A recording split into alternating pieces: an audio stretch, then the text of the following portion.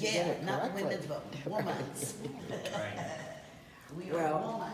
I want to thank you all for having us again. As I said before, I'm Joyce Reid Kasprzak, Executive Director of Children's Historical Publishing.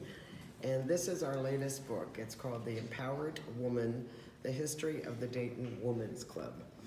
And the goal of Children's Historical Publishing, I want to say, as I listened to Angie, one of the goals is to get Angie to write a book, okay? Yeah.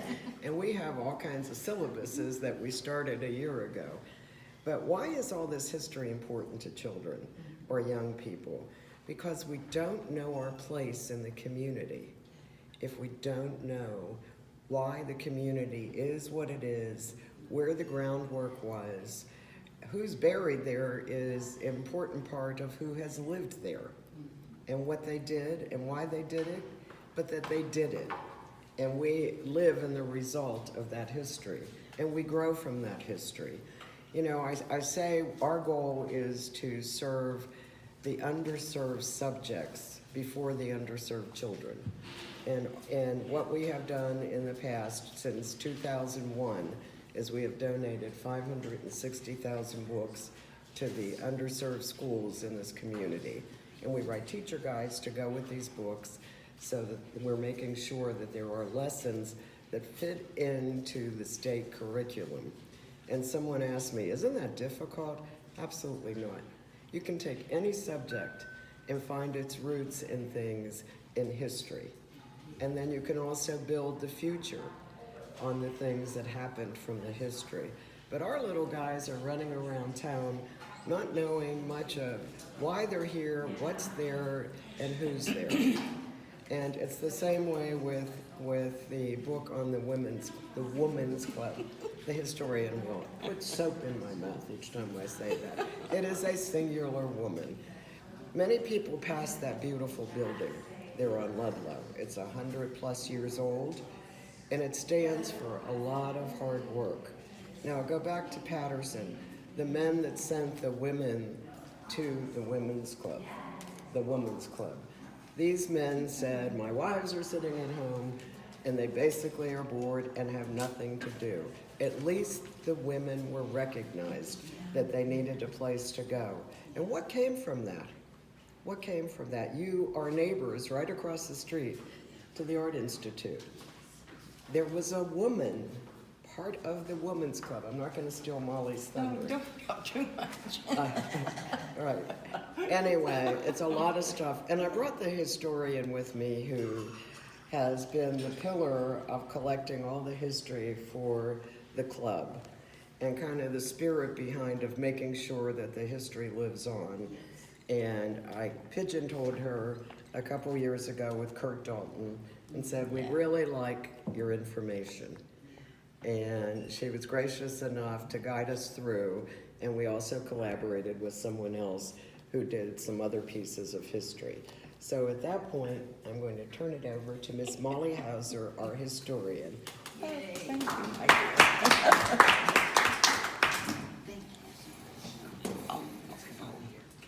Well, the year is 1916, 3 years after the devastating flood in Dayton, and 4 years before women were recognized as equal citizens.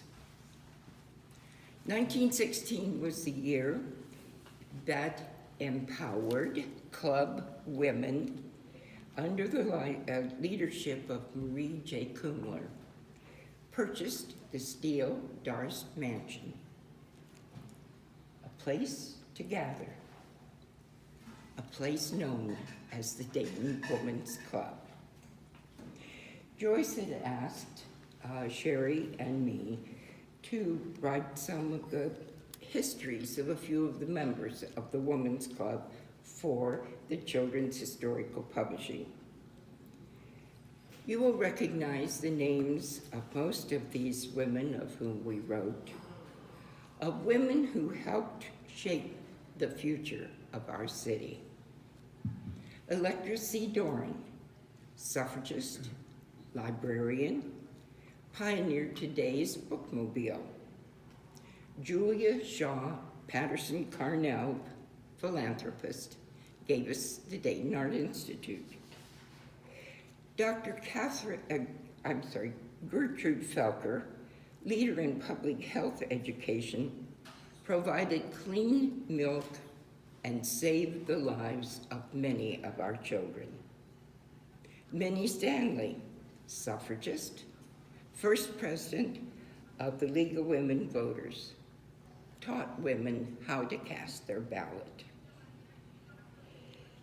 To bring history closer to all of you, we also wrote of a prominent couple, Mr. and Mrs. Scott Pierce, the grandparents of Barbara Pierce Bush, our former First Lady. Mabel Pierce was a member and leader in the Dayton Women's Club. Scott Pierce was a founding member and first president of the Rotary Club of Dayton. In 1912, a men's-only service club. As most of you are presidents of service clubs, many of you are knowledgeable of or members of Dayton Rotary. In 1987, by a United States Supreme Court decision, Dayton Rotary Club voted to become gender neutral. Virginia Kettering was accepted as their first female member. She was a member of Dayton Women's Club.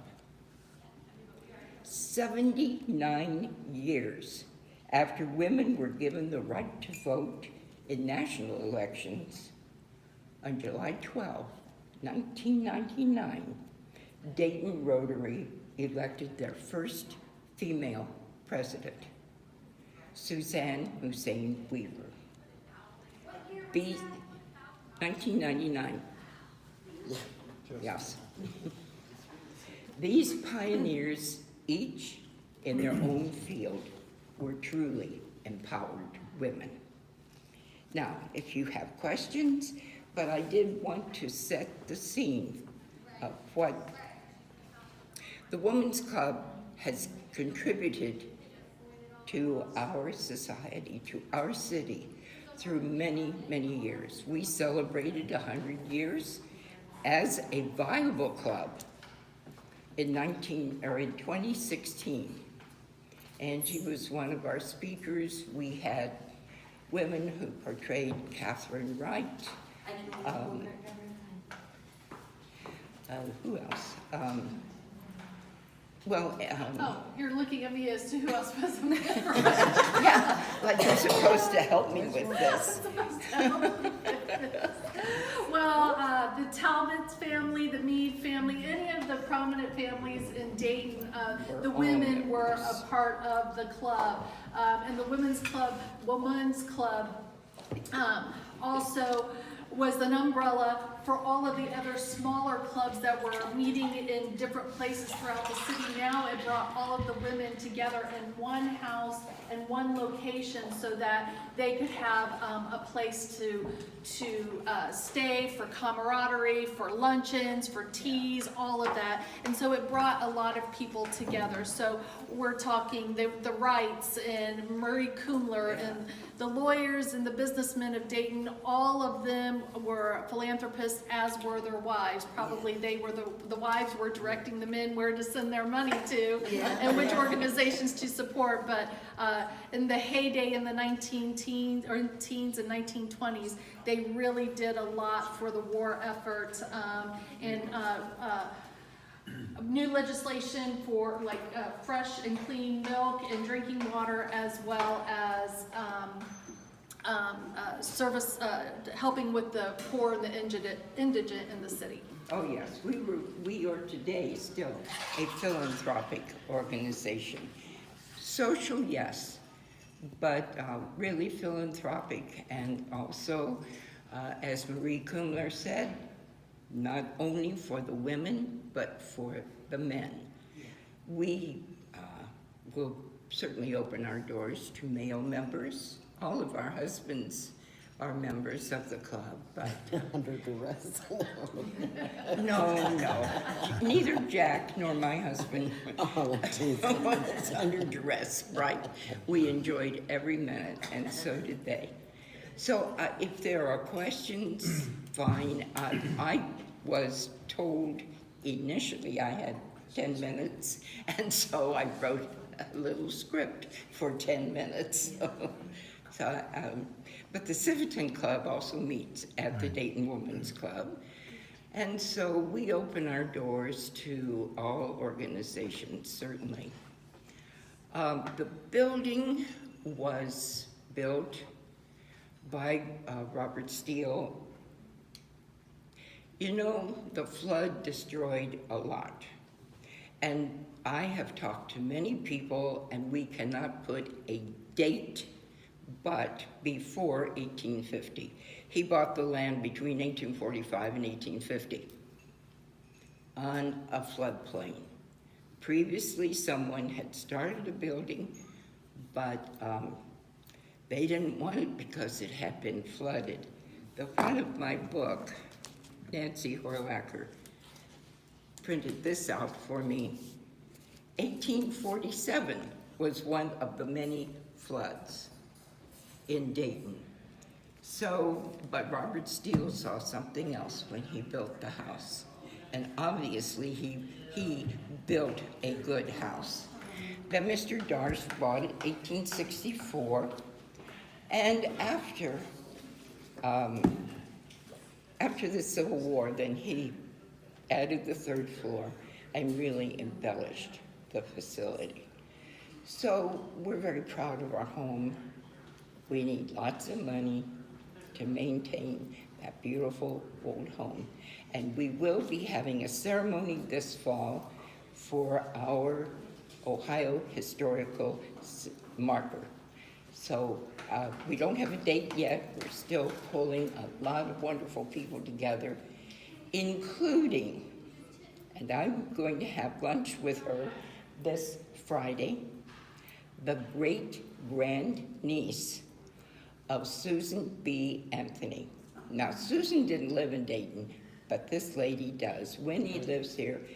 She is the sharpest 96-year-old that I have ever met. Wow. I had a fluoro top on, and I had a pin that my husband had made for me when I was president.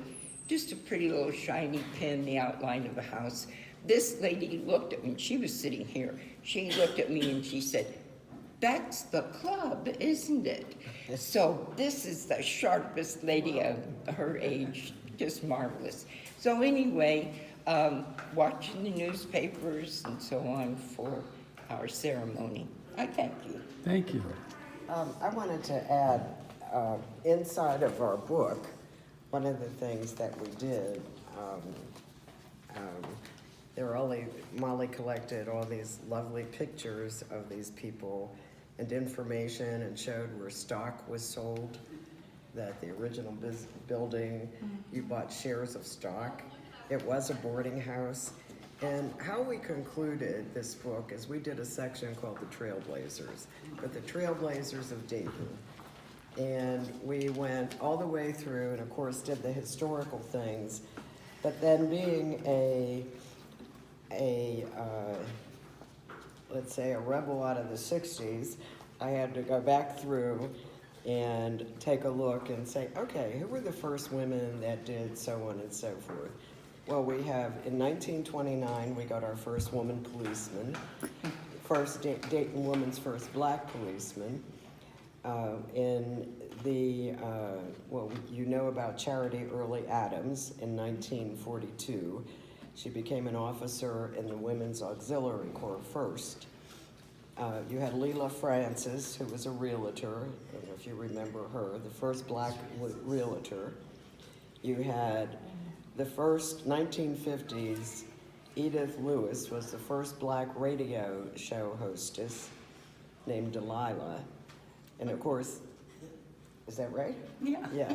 In 1959, of course, Virginia Kettering, who had the clearest vision of anyone probably any woman we've ever known.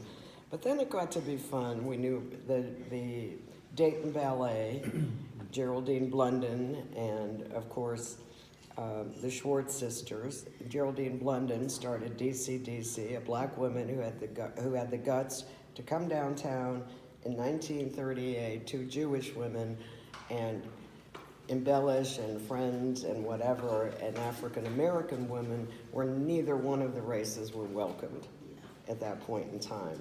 And they went off to do bigger and better things. Took a lot of courage. And then you have Gail Levin, who was the first Dayton City Commissioner. Now we're getting up to things that I might recognize. You have Paula McElwain, who was the first elected Montgomery County official commissioner. That was 1976. Doesn't sound so far away, does it? Alice McCullen in 79 was the first female African-American elected to the county probate court judge. 1980, the first Irma Bombeck, first woman to be nominated to the Ohio Women's Hall of Fame for her humorous column. You know, it just kind of goes on and on and on. Sharon Rabb in 1999 founded the Literary Peace Prize in Dayton. And we know, most of us know Ryan McGlynn, the first black mayor, the first black senator, on and on. And when you go through and you read these things, right now, this past year, Jill Dietrich is the first female director of the Dayton Veterans Affairs Medical Center, okay? And I think many times when I've been here, I've shared the story about how in 1970 or 1980, when the Racquet Club opened, I asked to join, and I wasn't allowed to join because I was a female, because it was men only. I was issued a credit card in 1973 and was told from my branch that I was the first female they ever gave an independent credit card to that didn't have her husband's signature. I didn't even understand what that meant. I thought I was entitled. So the message that we have, okay, and Mollie's really shorted. I want you guys to ask her lots of questions because she's a wealth of information. What we're trying to do, okay, and as they say, it takes a village. All you guys are service organizations, and all you guys are raising money, and we're all trying to move forward in some way, shape, or form. Give back, move forward, help out, sustain. And I think that if we can help network with each other and make sure that monies in the communities go to all these projects that really are important. You know, you might end up visiting Angie over at Woodland, maybe standing up or laying down, we're not sure. Oh, my. That's not the kind of networking that really However, I'm going to conclude with something I just stole from a eulogy. As Voltaire said, everyone has a 24-hour clock. So where's your clock? Look at it and think about it. And you guys are all wonderful, and we want to thank you. Does anyone whose lives you impacted, if they didn't say thank you, we're going to say thank you for it. Thank you. Okay.